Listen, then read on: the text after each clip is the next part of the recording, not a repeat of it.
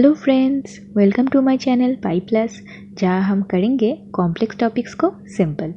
If you are new to my channel then please subscribe and press the bell icon so you don't miss any of my videos and let's get started. पिछले video में हमने 6 तक solve कर लिया था 6.3 के, तो आज हम 6.3 ख़त्म करने वाले हैं।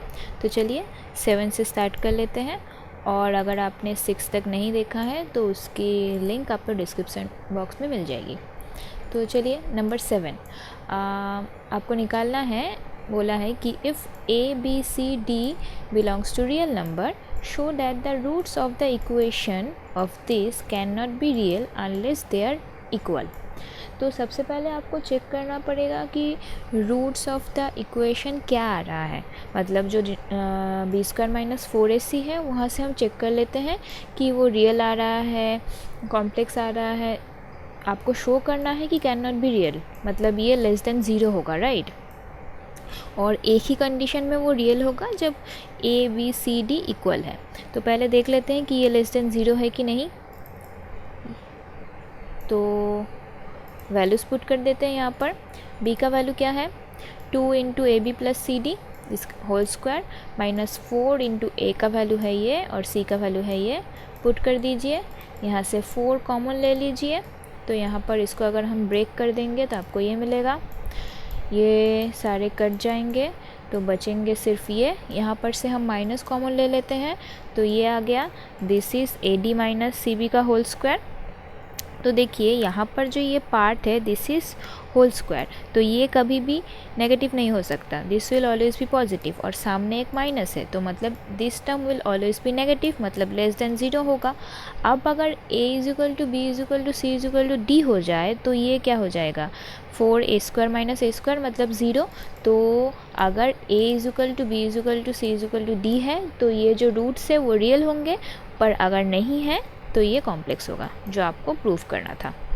ओके जब आपको प्रूफ करना है कि वो कॉम्प्लेक्स है और किसी एक कंडीशन पे जाके वो इक्वल रियल हो जा रहे हैं, तो पहले ही इस चीज़ को ज़ीरो मत कर दीजिए। पहले उसे कॉम्प्लेक्स शो कीजिए, उसके बाद शो कीजिए कि जो कंडीशन है उस कंडीशन पे पुट करने पे वो ज़ीरो आ रहा है, ठीक है ना। ओके नेक्स्ट सब में देख जाते हैं। नंबर 8 में बोला है कि ये जो a प्लस बी प्लस सी है दैट इज़ इक्वल टू 0, और आपको शो करना है कि roots of the equation are rational. Rational होने का मतलब क्या होता है, रैशनल होने का मतलब होता है कि p बाई क्यू के फॉर्म में आप उन्हें लिख सकते हैं। और अगर मैं और इजीली बोलूँ तो आपका जो आंसर होगा, जो रूट आएगा, उसमें कोई रूट ओवर टर्म नहीं रहेगा। तो आपको ये जो रूट ओवर टर्म मिलता है ना, वो कहाँ से मिलता है, बी स्क्वायर माइनस 4ac से मिलता है, क्योंकि आपका रूट हो जाता है minus B plus minus B square minus 4ac by 2a। अब अगर ये चीज़ परफेक्ट स्क्वायर में हो तो फिर आपका जो रूट होगा वो रैशनल होगा, क्योंकि यहाँ पर से रूट में से बाहर निकल आएगा, राइट। तो हमें प्रूव करना है कि बी स्क्वायर माइनस 4ac एक परफेक्ट स्क्वायर में आ रहा है। आपको कंडीशन क्या दिया हुआ है, a plus B plus C is equal to 0। तो यहाँ से हम b को निकाल सकते हैं कि b is equal to minus a plus c. अब b का वैल्यू यहाँ पर पुट कर दीजिए और देखिए ये परफेक्ट स्क्वायर में आ गया। तो क्योंकि बी स्क्वायर माइनस 4ac एक परफेक्ट स्क्वायर है तो roots will always be rational. Okay अब पूछा है कि कन्वर्स ट्रू होगा या नहीं।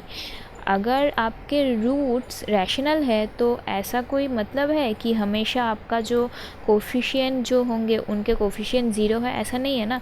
आपने बहुत सारे एग्जांपल किए क्वाड्रेटिक के, काफ़ी जगह पे ऐसे हैं कि आपको रैशनल नंबर रूट्स में, मतलब रूट्स में सिर्फ रैशनल नंबर मिले हैं, पर ऐसा भी है कि कोफिशिएंट को सबको ऐड कर देंगे तो 0 नहीं होगा। तो converse is not always true. Okay next सब में आपको प्रूव करना है, prove that the equation has real and distinct roots for all real values of p। मतलब आपका जो बी स्क्वायर माइनस 4ac होगा वो ग्रेटर देन 0 होगा for all real values of p। ये प्रूफ करना है क्योंकि रियल एंड डिस्टिंक्ट बोला है। रियल एंड डिस्टिंक्ट मतलब B square minus 4ac greater than 0।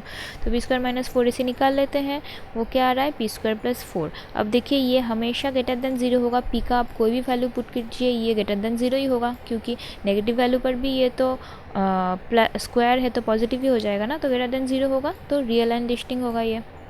Okay, जो रूट्स होंगे वो रियल एंड डिस्टिंक्ट होंगे। नेक्स्ट सम में आपको बोला है कि show that the roots of the equation are real for all real values of m, मतलब आपको शो करना है कि B square minus 4ac greater than 0 आपको शो करना है। पहले से इसे ग्रेटर देन 0 मत लिख दीजिएगा, इसे आपको शो करना है, मतलब प्रूफ करना है। तो पहले बी स्क्वायर माइनस 4ac निकाल लेते हैं।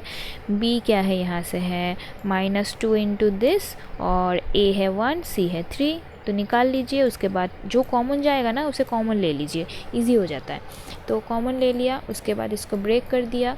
ब्रेक करने के बाद देखिए आप यहाँ तक पहुँचेंगे, और यहाँ पर से ये होल स्क्वायर के फॉर्म में तो आ नहीं रहा है, पर होल स्क्वायर के फॉर्म में तो हमें लाना पड़ेगा, अदरवाइज़ हम प्रूफ नहीं कर सकते। तो होल स्क्वायर के फॉर्म में लाने के लिए आपको क्या करना पड़ेगा, इसको हम -2 अगर आता तो ये होल स्क्वायर हो जाता, राइट, क्योंकि ये जो है यहाँ पर ये लाइन समझ गए होंगे आप शायद कि 2 लिखा है, क्योंकि 2 इंटू एम इंटू 1/m है, सो mm कट जाएगा, 2 बचेगा।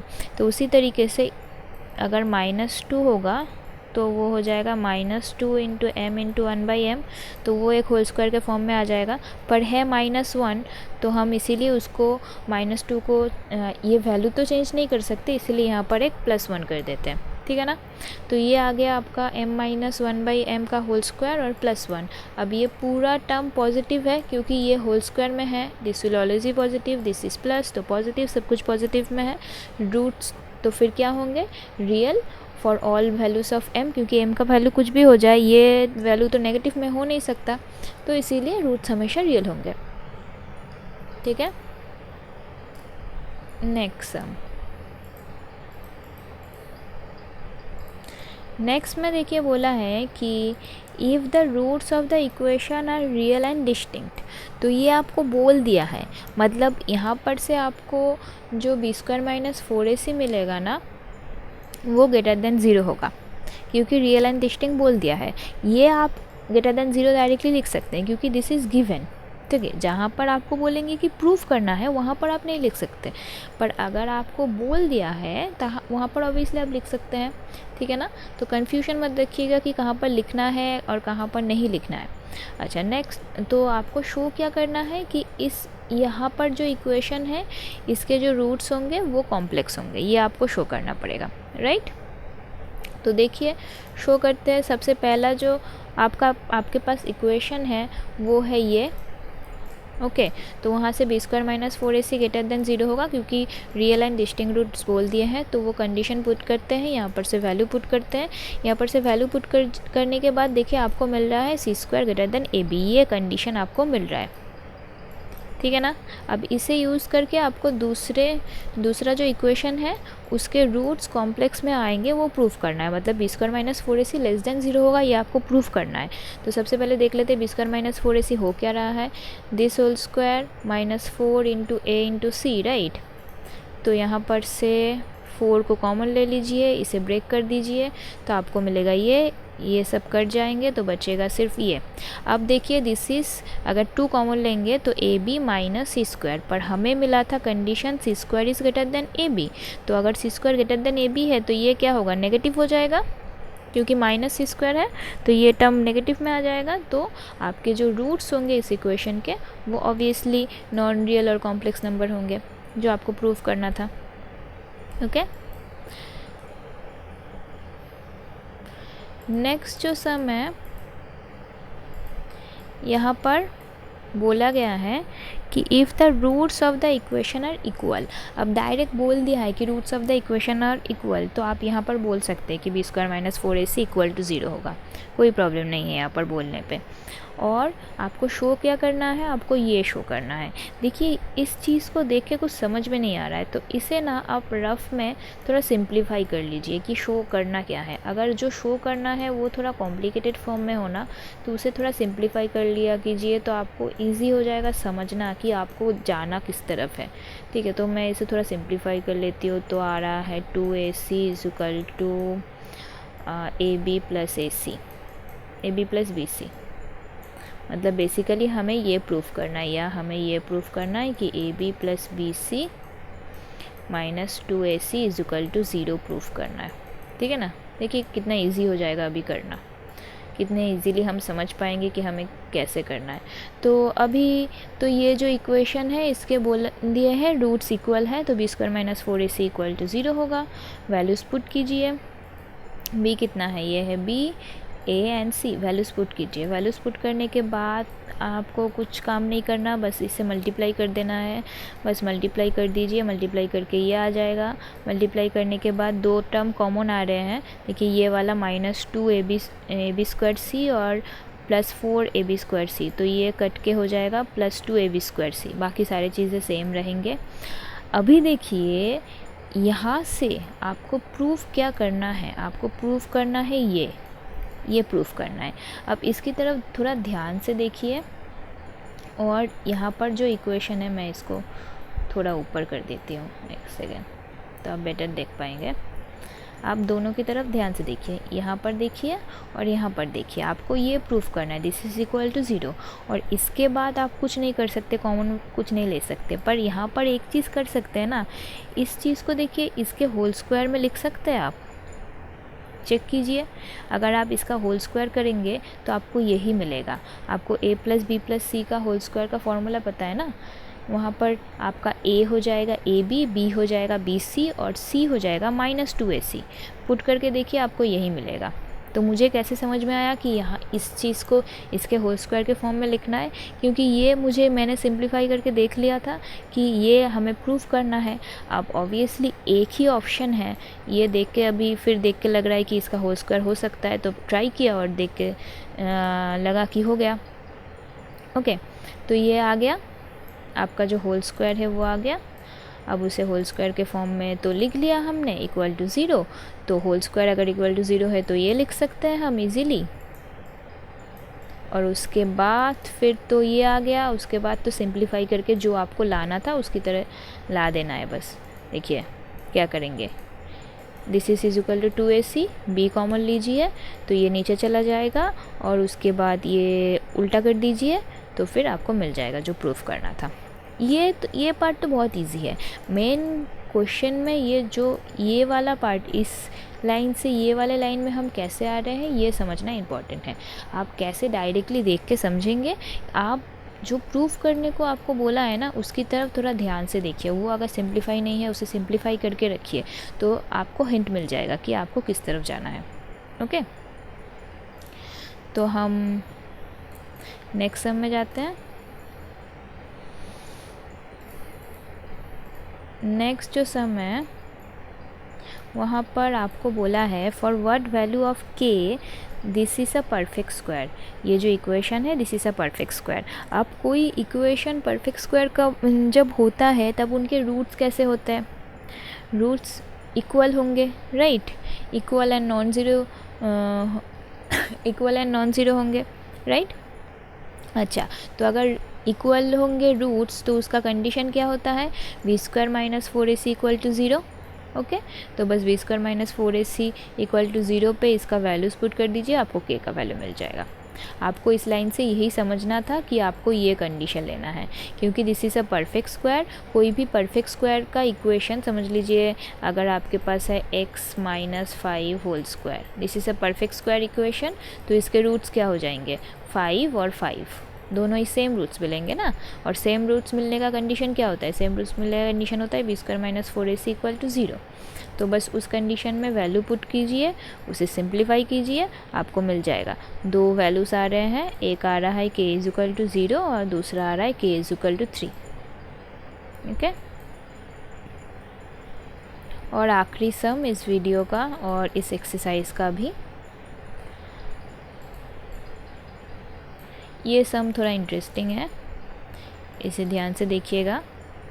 अच्छा, तो आपको बोला है कि क्वेश्चन है if the roots of the equation are real and distinct, ठीक है ना, then find all possible values of m। तो roots of the equation is real and distinct बोल दिया है, मतलब बी स्क्वायर माइनस 4ac जो है वो ग्रेटर देन 0 बोल ही दिया है। ठीक है, तो मैं ग्रेटर देन 0 लिख देती हूँ। मैंने नहीं लिखा है, मैंने आखिरी लाइन पे जाके लिखा है, पर ज़्यादा कुछ फ़र्क नहीं पड़ता क्योंकि बोल दिया है तो हम पहले से ही लिख सकते हैं greater than 0, this is greater than 0। Okay, तो बी स्क्वायर माइनस 4ac निकाला यहाँ से।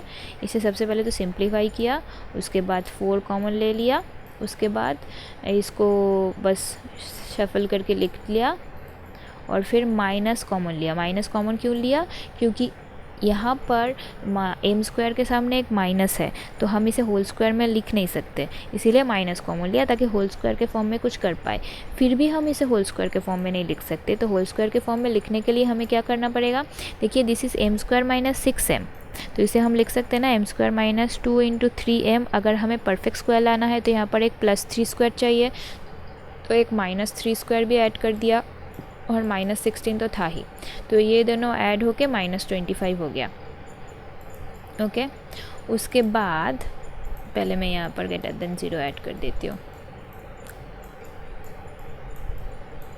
उसके बाद जो है यहाँ पर मैंने माइनस को अंदर मल्टीप्लाई कर दिया, ठीक है ना, तो माइनस को अंदर मल्टीप्लाई कर दिया तो ये इधर आ गया 5 स्क्वायर। अब ये है a square minus B square के फॉर्म में, तो a square minus B square के फॉर्म में इसे ब्रेक कर दिया a minus b into a plus b के फॉर्म में। सो ये आ गया, यहाँ पे कैलकुलेशन करने पे ये आ जाएगा 2 + m और 8 - m। अभी हमें निकालना है m का वैल्यू जिसके लिए सेटिस्फाई करेगा कि दिस इज़ ग्रेटर देन 0। अब ये ग्रेटर देन 0 कब होगा? जब ये भी ग्रेटर देन 0 है और ये भी ग्रेटर देन 0 है। अगर दो चीज़ मल्टीप्लिकेशन में है, दोनों को ही ग्रेटर देन 0 होना पड़ेगा इसको ग्रेटर देन 0 होने के लिए, और या तो फिर दोनों को ही लेस देन 0 होना पड़ेगा। एक चीज़ लेस देन 0, दूसरी चीज़ ग्रेटर देन 0 होगा तो ये ग्रेटर देन 0 नहीं होगा ना। मतलब समझ लीजिए ये टर्म पॉजिटिव में आया और ये नेगेटिव में, तो ये टोटली नेगेटिव हो जाएगा, तो लेस देन 0 हो जाएगा।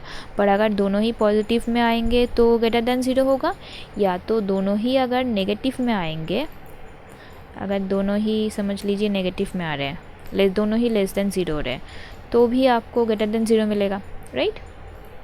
ये तो बेसिक मैथ है। तो फिर हमने सबसे पहले किया वो कंडीशन जहाँ पर दोनों ही ग्रेटर देन 0 है, तो this is greater than 0, this is also greater than 0।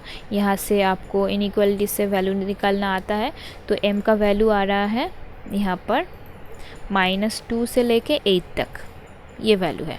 ये वैल्यूज आप ले सकते हैं जिसके लिए आपका जो ये इक्वेशन होगा ये इसके रूट्स रियल एंड डिस्टिंक्ट होंगे। तो अब लेस देन 0 का भी ट्राई कर लेते हैं। अब देखिए लेस देन 0 करने पे आपके जो वैल्यूज़ आ रहे हैं वो आ रहे हैं m is less than -2 and m is greater than 8, और ये दोनों एक साथ तो सेटिस्फाई नहीं कर सकते, तो इसीलिए ये जो चीज़ है ये पॉसिबल नहीं है। मतलब m का वैल्यू -2 से, या इसका मतलब क्या है पॉसिबल क्यों नहीं है? क्योंकि m का वैल्यू -2 से भी कम होना पड़ेगा और एक ही साथ m का वैल्यू 8 से भी ज़्यादा होना पड़ेगा। एक साथ दोनों पॉसिबल नहीं है, इसीलिए ये नहीं पॉसिबल है, दिस इज़ नॉट पॉसिबल, ठीक है ना। सिर्फ एक ही चीज़ पॉसिबल है, दैट इज़ ग्रेटर देन 0 वाला, ये रेंज में आ रहा है इसीलिए पॉसिबल है। Okay, I hope you understood today's topic. If you have any doubts, questions or suggestions, do comment below or email me. And if you like my work, don't forget to like my videos.